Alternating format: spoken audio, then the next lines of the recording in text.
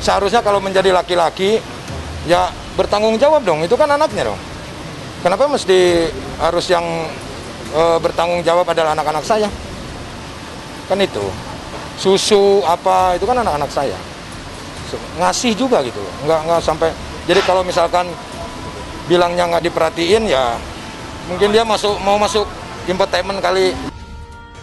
Nggak ada lah, kalau peringatan mah nggak ada. Kalau bilang kurang perhatian, ya dari mana kurang perhatiannya gitu. Kan yang harus bertanggung jawab bapaknya. Terus kenapa mesti Putri harus repot? Anak-anak saya harus repot gitu. Anak-anak saya justru yang istilahnya sayang sama adeknya. Beliin susunya, beli ini, beli itu. Saya nggak larang-larang kok. Kalau misalkan untuk dia mau datang ke sana, yang penting dia lihat adeknya gitu, nggak bikin yang aneh-aneh gitu. Di istilah apa namanya, anak darah dagingnya, ya mesti bertanggung jawab. Saya juga harus bertanggung jawab sama darah daging saya. Ya saya yang usaha dong, kerja dong, jangan mengandalkan anak-anak saya. Ya, makasih ya. Oke ya. Apanya ya apa ya? Kalau buat si Dede ya, buat kakak-kakaknya jangan disiapa-siapa juga, karena emang itu satu rahim. Terus kalau bisa sih ditengok atau apalah dibilangnya, kalau video call atau apa Zoom atau nanya kabar gitu, itu udah bikin saya seneng gitu. Itu aja sih harapannya, nggak banyak-banyak. Kalau buat yang lainnya nggak ada harapan yang aneh-aneh.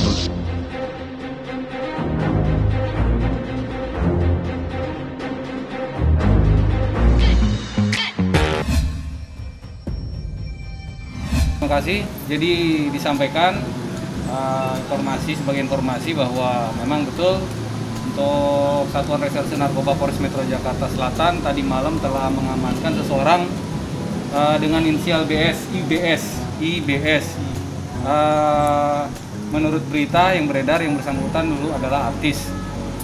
Tentunya pada saat dilakukan pengamanan di rumah yang bersangkutan sedang seorang diri, dan diketemukan bersama yang IBS ini diketemukan alat-alat hisap, diduga alat hisap salah satu jenis narkoba yaitu sabu. Dan untuk barang bukti sabunya sendiri tidak ada, sudah habis pakai. Kemudian IBS beserta barang bukti alat hisap beserta kita cek urin juga, hasil cek urinnya kita bawa ke Mapolres Metro Jakarta Selatan. Hasilnya udah positif, Pak? Ya, positif. Semalam jam berapa, Pak? Sekitar jam 11 malam. Daerah mana, Pak? Di rumahnya di wilayah Johar. Lagi sadar atau udah teler gitu, Pak? Sadar.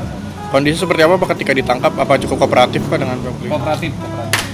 Tapi kalau nggak salah dia Ya, sudah. Karena saat ditangkap. Biasa kan sedang kalau memang diamankan, mungkin kan itu istilahnya efek atau dampak ketika diamankan ke kantor ya. Tapi memang ada pemberontakan atau teriak-teriakan kayak gitu, Pak? Ketika ditangkap? Tidak, hanya menangis ya. Yang ini kan tadi alat hisap yang memang diduga untuk menghisap salah satu jenis narkoba yaitu sabu. Ketika ditangkap yang bersangkutan sendiri di rumah, ya, atau mungkin ada anggota keluarga yang, Pak? Sendiri. Ada yang disembunyikan lagi nggak, Pak, barang buktinya? Maksudnya di rumah ditemukan lagi berupa... Sampai saat ini kami masih melaksanakan pemeriksaan dan pengembangan terkait dengan sejauh mana yang bersangkutan terhadap IBS ini, terhadap penyalahgunaan narkoba ini. Sempat digeledah nggak? Ya, nanti masih proses pemeriksaan pendalaman. Pengakuannya udah berapa lama, Pak? Masih proses pemeriksaan ya. Kondisi sekarang seperti apa, Ibu? Baik-baik saja. Oke, siap. Sudah ada orang. jam berapa? Ya, kami hasil pemeriksaan hari ini, kalau memang sudah ada hasil pemeriksaan, besok nanti disampaikan kembali ke rekan-rekan. miliknya dia. Mungkin ada jam Sekitar jam 11-an oleh pimpinan langsung oleh Kapolres. Kemungkinan keluarga sendiri sudah dikabarin seperti apa? udah dan jenguk Nanti mungkin. dikabarin, pastinya dikabarin oleh penyidiknya. Saat ini kan sedang diperdalam kan. Sudah dikabarkan ke Iya, nanti di penyidiknya langsung. Keluarga udah ada yang menjenguk kan? Belum ada. Oke. Oke. Oke, siap. Siap. Makasih, Makasih, Dan. Pak. Belum ada. udah 2 minggu berjalan Pak. Belum ada, nanti kita nggak bisa buru-buru dong, nggak boleh nanti salah orang, kita salah. Untuk saya minta waktu 1-2 hari lagi, saya kejar lagi. Ya, hasilnya seperti apa. Oke, terima kasih. Oke.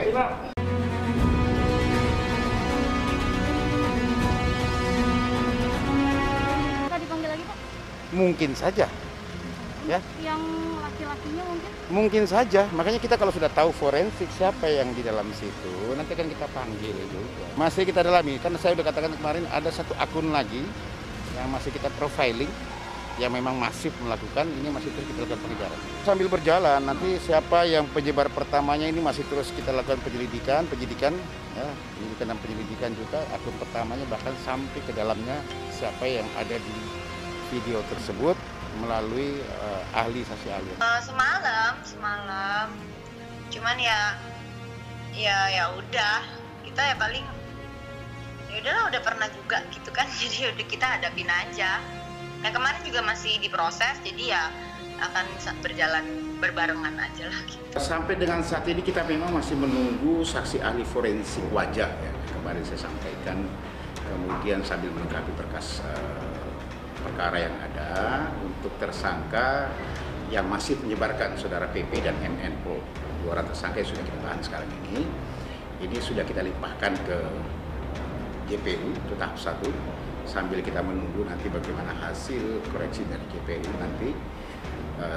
Kemudian rencana tidak lanjut ke depan, setelah mungkin kita dapatkan hasil daripada forensik baru kita bisa merencanakan apa kelanjutan daripada penyidik untuk melengkapi atau membuat terang perkara ini, karena memang sekarang kita masih mengejar siapa sih yang pertama menyebarkan video tersebut serta mencari siapa sih yang ada di video ini. Nah, ini masih kita menunggu dari hasil daripada ahli forensik dan juga ahli keterangan ahli yang lain. Hari ini ya limpahkan ke sana sambil menunggu hasil dari JPU nanti apa perlu harus dilengkapi lagi nanti akan kita menunggu dari hasil JPU.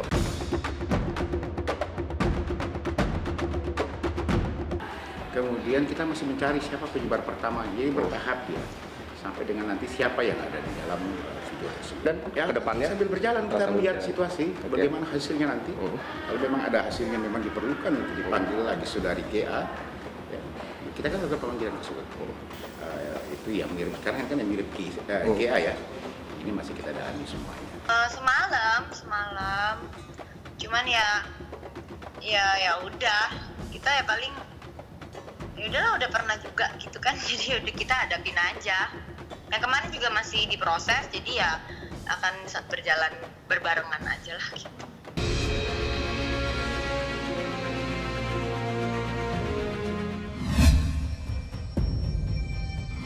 Ya, dalam waktu dekat ini insya Allah sih mudah-mudahan.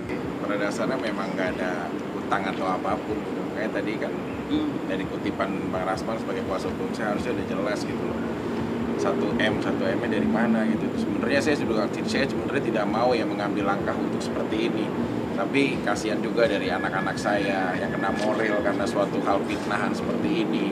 Saya berapa kali diam, lebih baik tertarik saya mengisi kegiatan saya dengan alhamdulillah program-program saya yang saat ini semuanya lagi berjalan baik gitu.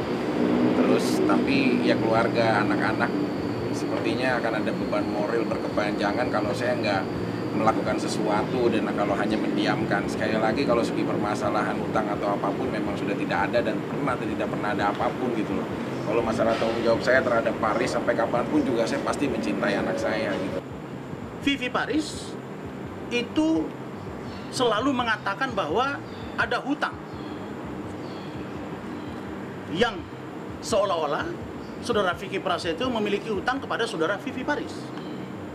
Pada faktanya itu tidak pernah ada, tapi itu selalu digelindingkan. Nah, itu digambarkan kalau tidak salah berapa? 1 miliar. Sekarang kami buktikan Anda, Vivi, Kami tantang Anda, buktikan mana yang 1 miliar itu. Anda tahu kalau orang Anda punya hutang ada bukti. Paling tidak ada rekaman. Paling tidak ada dokumen lain. Paling tidak ada kwitansi. Paling tidak ada saksi. Di mana hutang itu?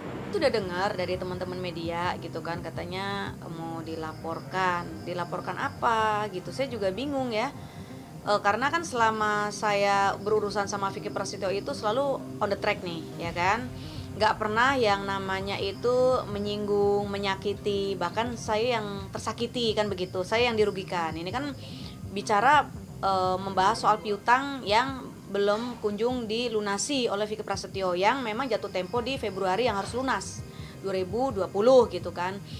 Tapi kok tiba-tiba urusan piutang nggak selesai malah melaporkan saya gitu. Saya nggak tahu nih, tinggal tunggu aja lah saya. Ya, kalau memang kedepannya saya dilaporkan, saya mencoba untuk jadi warga negara yang baik. Saya datang, saya kooperatif, saya memberikan keterangan seadanya, saksi mata juga banyak gitu kan.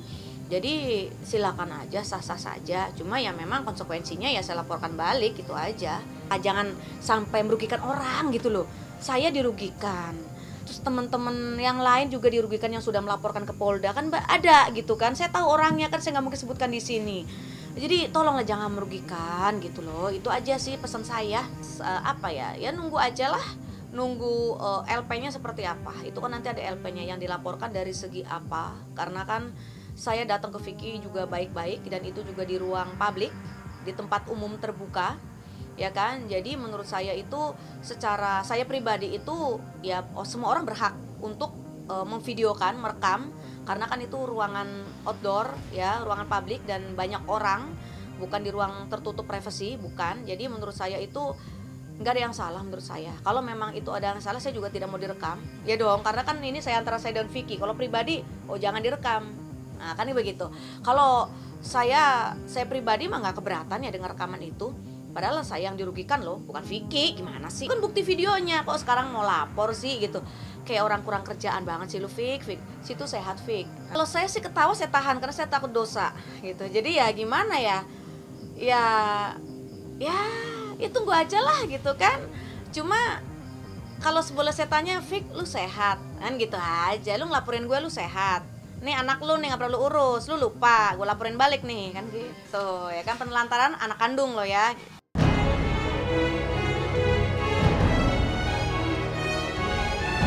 Alhamdulillah sih seneng akhirnya bisa kerja bareng-bareng juga gitu sambil nyiapin, karena hari tadi kan dia lagi bikin surat izin ke kelurahan ya hari ini, jadi seneng lah dia.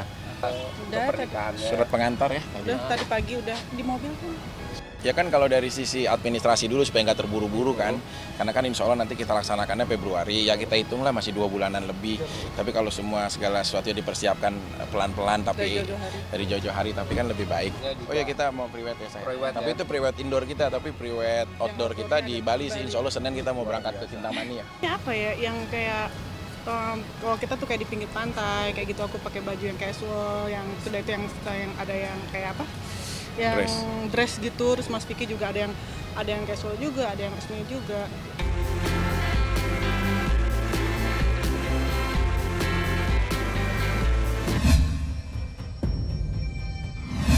Nggak kenapa-napa, emang kalau putus emang udah putus, dan putusnya pun bukan karena apa-apa ya, karena emang udah nggak bisa bareng, jangan kenapa dipaksain kan.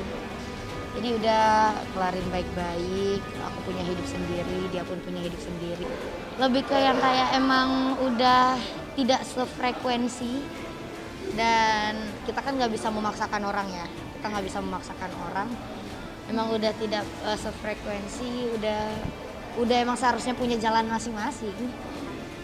Oh mama dukung banget, mama happy banget karena ngeliat aku sekarang lebih produktif lagi ya, karena aku alhamdulillah beberapa hari ini aku tuh kerja terus. Aku tadi barusan kelar dubbing untuk film yang lain, terus aku sekarang preskon untuk web series 2021. Tinggal aku jalanin lagi syutingnya.